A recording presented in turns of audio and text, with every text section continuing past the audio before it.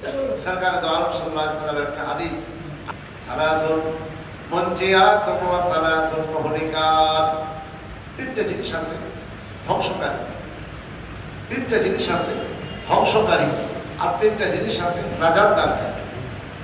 তিনটা জিনিস আছে নাজাত দানকারী, আর তিনটা জিনিস আছে মানব জীবনকে ধ্বংস করে দেয়। যে তিনটা জিনিস মানুষকে নাজাত দান করে, মুক্তি দান করে, তার এক নম্বর হলো তাকওয়াল্লাহি ফিস সিররি ওয়াল আলানিয়া। রাসূল বলেন নাজাত দানকারী মুমিনের সবচেয়ে বড় দামি সঙ্গী হলো তাকওয়া। অতএব হে মুমিন, তুমি ভিতরের দিক থেকে তাকওয়া অবলম্বন করো, বাহিরেও তাকওয়া অবলম্বন করো। কোন অঙ্গ দিয়ে গুনাহ করার ক্ষেত্রে আল্লাহকে ভয় করো, ভিতর থেকে খারাপ চিন্তা করার ক্ষেত্রে তুমি আল্লাহকে ভয় করো। গোপনে এবং প্রকাশ্যে, ভিতরে এবং বাইরে, উভয় দিক থেকে তুমি যদি আল্লাহকে ভয় করে চলো, তুমি দুনিয়াতেও সফল হবে, আখিরাতেও নাজাত পেয়ে যাবে। সুবহানাল্লাহ, বিশাল এক সম্পদ।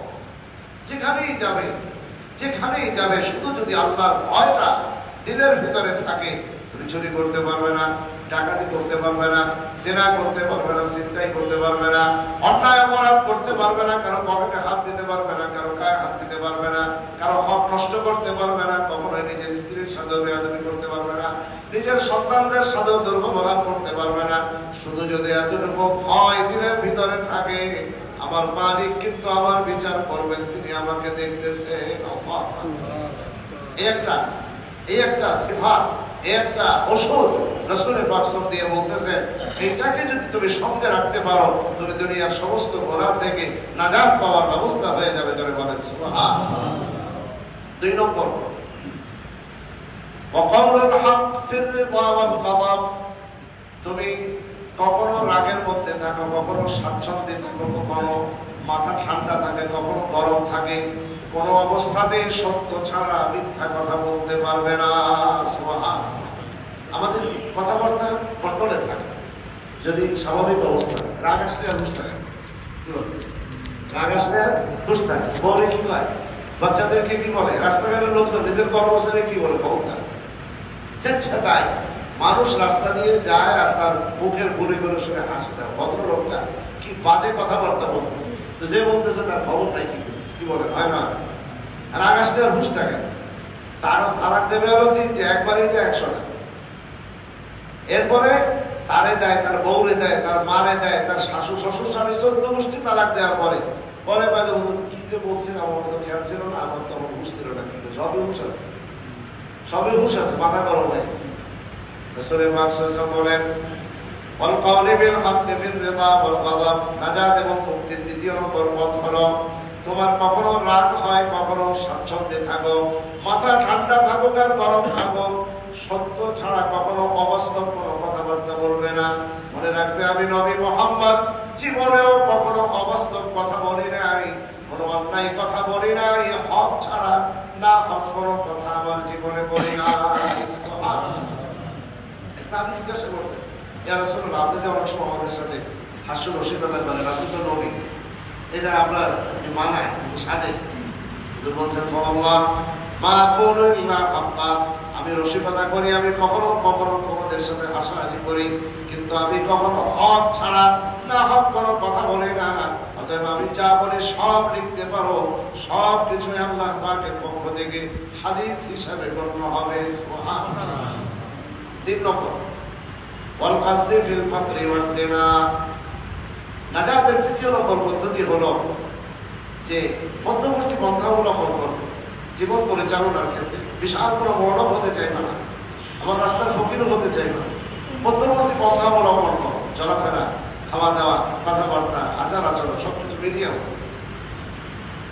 সবকিছু মিডিয়াম হবে। আমাদের অবস্থা কি হয়, গরিব হলে, একটু স্বাভাবিক ব্যবসায়ী হলে সবাই একটু পাতা দিয়ে কথা, যখন একটু টাকার গ্রেড বেড়ে যায়, যখন একটু এমপি হয়, যখন একটু মন্ত্রী হয়, যখন একটু উপরের দিকে যায়, ভিডিও তাকায় না, সিডিও মানুষ বলে গায়ে কি হবে। ওই পদের কারণে, ওই টাকা বেশি হওয়ার কারণে এখন আর কাউরি হিসাবে আসে। খাবারের চিনছেন তারা তোমার কোনোদিন দেই না, একসাথে ব্যবসা বাণিজ্য করছে, একসাথে অনেকদের আত্মীয়, এখন চিনেই না, কেন যে গ্রেড বেড়ে গেছে। রাসূল পাক সাল্লাল্লাহু আলাইহি ওয়াসাল্লাম এক সময় তো খাবারই ছিল না, আবার আল্লাহ পাক রাজ্য প্রধান বানাইছে, সারা দুনিয়া নাজনে আমল তার হাতে। হুজুর সাল্লাল্লাহু আলাইহি সাল্লাম শুরুতেও যেমন শেষেও তেমন, টাকা দিয়ে টাকার গাড়ি যখন চলে আসছে তখনও যেমন, যখন পকেটে 1 টাকাও নাই তখনও তেমন। হুজুরের হালাতে কোনো পরিবর্তন। এটাকে বলা হয় মধ্যবর্তী পন্থা অবলম্বন করা। হুজুর বলেন তুমি অভাবে থাকো তো আল্লাহর দিকে মুতাওয়াজ্জু থাকো, ধনী হও তো আল্লাহর দিকে মুতাওয়াজ্জু থাকো, প্লেনে থাকো আল্লাহর দিকে মুতাওয়াজ্জু থাকো, নদীর পাড়ে চলো আর আরামায়েশের মধ্যে ঘুমায় থাকো তো আল্লাহকে স্মরণ করো, রাস্তার পাশে শুয়ে থাকো, মাটিতে চলো তাও দিনের হালাত যেমন হবে, ওই প্রাইভেট গাড়িতে গেলেও তোমার দিনের হালাত তেমনই হবে। তোমার মনে রাখতে হবে আমি গোলাম, আমি আল্লাহ পাকের গোলাম। আমার ওই যা কিছু দেখতে পাচ্ছি এগুলো আমার নয়, মালিক আমাকে দিয়েছেন। আবার তিনি যে কোনো সময় চাইলে তিনি নিয়ে যেতে পারেন। এগুলো আমার মালিকানা আছে অস্থায়ীভাবে, আসল মালিক হলেন আল্লাহ সুবহানাল্লাহ। অতএব মনের অবস্থার পরিবর্তন হবে না, একই রকম নিরহংকার, নির্লোভ, সাদামাটা জিন্দেগি, সাদামাটা কথাবার্তা, স্বাভাবিক জীবনযাপন, স্বাভাবিক চালচলন, এটা রাসূলের পাক সাল্লাল্লাহু আলাইহি ওয়াসাল্লামের জীবন ছিল এবং এটাকে নাজাত এবং মুক্তির বুনিয়াদ বানানো হয়েছে। আর এর ব্যতিক্রম টাকা পয়সা, পদ পদবী ইত্যাদির কারণে যখন মানুষের মনটা মোটা হয়ে যায়, অহংকার ভিতরে ঢুকে, মানুষকে তুচ্ছ করে, নিজেকে বড় মনে করে, আর মানুষের সাথে দুর্ব্যবহার করে, অসুন্দর আচরণ করে, আখিরাত নষ্ট হয়, দুনিয়াও বরবাদ হয়, মানুষের বদদুয়ার শিকার হয়, আল্লাহ পাকের রহমত থেকে বঞ্চিত হয়ে যায়। তার মনে নাও কয়টা হলো? তিনটা। এই তিনটা হলো নাজাত প্রাপ্তি, তিনটা আলামত, তিনটা সবক। আর তিনটা হলো ধ্বংসাত্মক, ক্ষতিকর, মুহলিকার, ধ্বংসকারী জিনিস। এর মধ্য থেকে 1 নম্বর রাসূল পাক সাল্লাল্লাহু আলাইহি ওয়াসাল্লাম বলেন যে ধ্বংসকারী জিনিসের মধ্যে আওয়াল মুত্তাবাউ, 1 নম্বর হলো মনে যা চায় তার অনুসরণ করার জন্য মনে মনে যেতেছে, একদিকে চলে যেতে চাই, মনে যেতে গান বাজনা শুনতেছে, মনে যেতে মসজিদে আসবে না, দায়িত্বে চলে যাবে, মসজিদে একামত হইতেছে, হয়তো এটা নামাজ পড়ে, মনে যা চায় তাই করে। আল্লাহ যা চায় তা না, রসুল যা চায় তাই না, রব্বুল আলামিনের আদেশ যা তা না। তার মনে যেটা চাইতে, মনে যেটা চাইতেছে আর পুরো মসজিদ খাই, মনে চাইতেছে এখন মনের তো উঠবো না, বসে উঠবো, আজান হয়ে গেছে, জামাতের সময় হয়ে গেছে, মনে চাইতেছে না, আর যাই মনে বসে। কথা বুঝেন? মনস্কামনার অনুসরণ করা, মনে তো একটা ভালো জিনিসও চায় না, মন তো সব খারাপ জিনিসই চায়। মনের তো অভ্যাসই এটা। মনের বিরুদ্ধে যুদ্ধ করা, এটাই তো বড় জেহাদ। রাসূল তো বলছেন নফসের বিরুদ্ধে জেহাদ করা কাফেরের সাথে জেহাদ করার চেয়ে আরো বড় কঠিন, এবং এই জেহাদে যারা বিজয়ী হবে তারাই কেবল দ্বীনের উপর অটল অবিচল থাকার তৌফিক লাভ করবে। সুবহানাল্লাহ। তো এই যে যত মানুষ গুনাহের কাজে লিপ্ত হয়, জিজ্ঞেস করেন সবাই নামাজ পড়তে বলেছেন, কি বলেছেন? ওই যে আড্ডা দিচ্ছে, বলেছে কি যেটা মনে চায় এনে জায়গায়, যা পড়তে মনে চায় তাই করে, যা খাইতে মনে চায় তাই খায়, টাকা পয়সা খরচ করে গোনা কামাই করতে মনে চাচ্ছে তাই করতেছে। যারাই গোনা করতেছে, ঠিক আপনি কেন করেন? ওই মনে চাই না করলাম, আর কোনো কিছু। রাসূল বলেন হাওয়াল মুত্তাবাউন, মানুষকে ধ্বংসকারী যত জিনিস, তার মধ্য থেকে 3টা জিনিসের মধ্য থেকে 1ম নম্বর জিনিস হাওয়াল মুত্তাবাউন, এমন মনস্কামনা যার অনুসরণ করা হয়, ওই ব্যক্তি ধ্বংস হবে, ওই ব্যক্তি কখনোই নাজাতের পথ পাবে না। যারা বলেন নাউজুবিল্লাহ। কোরআনুল কারীমে পৃথিবীর মানুষ বলছেন, পৃথিবীর মানুষকে খেতাব করে বলছেন ওয়ালা তাত্তাবিউ আহওয়াআল্লাযীনা লা ইয়ালামুন, যারা আমাকে চিনে না, জানে না, আর তোমার ভিতরে যে নফস আছে, নফসের কথা মতো চলো, তুমি চলো না। যদি চলো তুমি ধ্বংস হয়ে যাবে, আমাকে পাবে না। 2 নম্বর ওয়াশুহুল মুতা', এমন কৃপণতা যা অনুসরণ করা হয়। দিনের পথে সম্পদ খরচ করবে না, সম্পদ হয়ে গেছে, নিসাব আসছে, যাকাত দিবে না, যাকাত দিবেন না, কি যাকাত দিছি না ওই দিন, জাকাত আছে 10,000, দেশে 300, ধরে দিন দিলাম, ওই যে গরিব ছাত্র নাইছিল ওরা দিয়ে দিচ্ছে। জাকাত তো আপনার উপর বাধ্যতামূলক রাষ্ট্রীয় অর্ডার, মাকে যিনি দিচ্ছেন ওই মালিক আপনাকে অর্ডার করছেন, হিসাব করে আপনাকে দিয়ে দিতে, 1 টাকাও কম দিতে পারবেন না। খেলা তামাশা পাইছে। এটা কি আপনার এখতিয়ার দিচ্ছে যে আপনার মনে চাইলে দেন না, মনে চাইলে না দেন? আল্লাহ যদি এখন সব টাকা নিয়ে যাবে কি করবে? কিন্তু সম্পদের পরিমাণ বলে দিচ্ছেন, এই পরিমাণ হলে এই পরিমাণ দিতে হবে। এর 1 টাকাকে 8 আনা কম দিলেও কাজ হবে না। হযরত আবু বকর বলছেন যে যাকাতের যে উট দিত, ওই উট দিছে, উটের রশি দেয় নাই, তার বিরুদ্ধে আল্লাহ রাসূল আমাকে যুদ্ধ করতে বলছেন। সুবহানাল্লাহ, এটা বড় কঠিন জিনিস। যাকাত, দান, সদকা, খায়রাত, আত্মীয় স্বজন, গরিব মিসকিন, অসহায় দুস্থ মানুষ, টাকা আছে তার কাছে, পাশে একটা লোক রোগী, ওষুধ কিনতে পারতেছে না, দিলে দিতে পারে, দেবে না। যে এনে যায় টাকা দিতে গেলে এমনি টাকা অপচয় করে অনেক, গোলার কাছে ব্যয় করে অনেক, হারাম কাছে ব্যয় করে অনেক, টাকা আমরা দিচ্ছেও, খরচও করে। কিন্তু যেই খাতে রাসূল খরচ করতে বলছেন, যেই খাতে খরচ করলে আল্লাহকে পাওয়া যাবে, যেই খাতে খরচ করলে দিনের লাইনে খরচ করলে আল্লাহকে পাওয়া যাবে, খরচ করবে না। কেন? এই ভিতরে জ্বলে ওঠে। রাসূল পাক সাল্লাল্লাহু আলাইহি ওয়াসাল্লাম বলেন, অসম্মতা যে ব্যক্তি তার অর্থ সম্পদের ব্যাপারে কৃপণতা করে, কার্পণ্যের অনুসরণ করে, ওই ব্যক্তি ধ্বংস হয়ে যাবে। ওই সম্পদ তার কোনো কাজে আসবে না, দুনিয়ায় রেখে যাবে, অতি সামান্য খাবে, বাকিগুলো ধ্বংস হবে, নিজেও ধ্বংস হবে।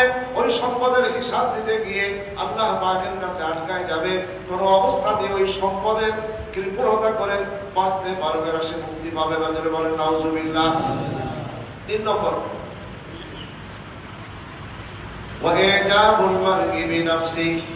নিজেকে ভালো মনে করে, অহংকারের শিকার। মনে করে আমার চেয়ে বড় বুজুর্গ আর কি আছে, আমি সবচেয়ে ভালো মানুষ, আমার যে গুণ, এরকম গুণের মানুষ এই জামানা হয়নি। নিজেরটা নিজেই, আমার চেয়ে বড় গুণের মানুষ হয়নি। কয়জন মানুষ নামাজ পড়ে, নামাজ পড়ে, আমার চেয়ে ভালো লোক আছে কিনা এই সমাজ? মুখে ঢোকা দিয়ে বলতে পারো আমাদের সত্য পায় না, এই জামানা আমাদের সত্য পায় না, মানে নিজের নিয়ে খুব খুশি। রাসূল পাক সাল্লাল্লাহু আলাইহি ওয়াসাল্লাম বলেন, যার ভিতরে অহংকার ঢুকছে, নিজেকে ভালো মনে করা, অন্যকে তুচ্ছ করা, অন্যকে ছোট মনে করা, নিজেকে বড় মনে করা, নিজেকে গুণের মানুষ মনে করা, আর একজনকে তুচ্ছ করা, ছোট মনে করা, এই মানবিক অহংকার যার ভিতরে ঢুকলো, সে তো ধ্বংস হয়ে যাবে। এই 3টা ধ্বংসাত্মক জিনিসের মধ্যে রাসূল বলেন শেষেরটাই সবচেয়ে বড় ভয়াবহ, যার পরিণতি হলো এমন, 1 বিন্দু পরিমাণ অহংকার তার ভিতরে থাকলে তাকে জান্নাতে যেতে দেওয়া হবে না। তাকে সামনে বাড়তে দেওয়া, জান্নাতে ঢুকতে দেওয়া হবে। অহংকারের কি আছে তার কাছে? অহংকারের কি আছে তার কাছে? অর্ডার হবে এই মুহূর্তে, বাচ্চা পায়খানা শুরু হবে, আর 2-4 ঘন্টা পরে মুহিদ্দিন টাকা হয়ে যাবে, এরপরে ধরে উঠানো যাবে না, লাশ হয়ে পড়ে গেছে। যার ভ্যালু হলো এমন, যার শরীরের তাকাতের অবস্থা, তারা তো অহংকার কিছু, যার প্রত্যেকটা টাকা যে কোনো সময় আগুন ধরে চলে যেতে পারে, খালি বলবো সার্কিট ব্রেডে একটা হয়ে যাবে, বিষ হবে, আগুন ধরে যাবে, সব পুড়ে যাবে, সার্কার হয়ে যাবে। তার বাসায় লাখ টাকার সম্পদ মিনিটের মধ্যে পোড়ায় দেবো, কিন্তু সে কেন? তার ফায়ার সার্ভিস আস্তে আস্তে 9:30 বাজায় দেবে, কেউ কিছু করতে পারবে না। যার টাকার অবস্থা এমন, যার দেহের শক্তির অবস্থা এমন, যার এখানে একটু সামান্য মোড় দেবে, কয় কি শেষ, দাঁড়াইছে, বসে গেছে, বসে পড়ে মুরগির মতো সাট করে পড়ে গেল, কি হয়েছে? হার্ট অ্যাটাক করছে। যার জীবনের অবস্থাটা এলো এমন, সে তার নিজেকে নিয়ে অহংকার কিভাবে দেখায়? তার সব চাবি তো আমার কাছে, তার হাতে নাই কোনো চাবি নাই, আমি তো তাকেই তো রাস্তার থেকে ডেকে এনে তাকে বাড়ির মালিক বানাইছি, আবার বাড়িওয়ালাকে আমি রাস্তার ফকির বানাইছি। এই হলো আমি আল্লাহ। আমার সামনে সে অহংকার দেখায়, তার মানে আমার অহংকারের চাদর নিয়ে সে টানাটানি করে, সে আমার সাথে বেয়াদবি করে। আমি অহংকারীকে কখনোই ছাড়বো না, ধরে বলেন না। বড় ভয়ঙ্কর জিনিস, বড় বিপদের জিনিস। কোন অবস্থাতেই দিনের ভিতরে আত্মম্বরিতা, অহংকার, নিজেকে বড় মনে করা, অন্যকে ছোট মনে করা, তুচ্ছতা ছিন্ন করা, এটা কোনো অবস্থাতেই আল্লাহ পাকের কাছে পছন্দনীয় নয়। আল্লাহ পাক আমাদেরকে এই ধ্বংসাত্মক জিনিস থেকে বেঁচে থাকার তৌফিক দান করেন, আমিন।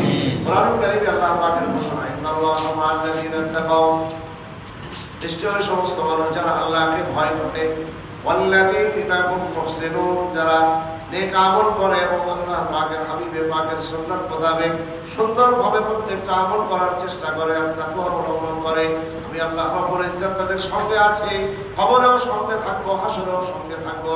আমি আল্লাহ তাদেরকে সঙ্গে নিয়ে তাদেরকে জান্নাতে পৌঁছায় দিব। সুবহানাল্লাহ। আল্লাহ পাক আমাদেরকে এইগুলো অবলম্বন করে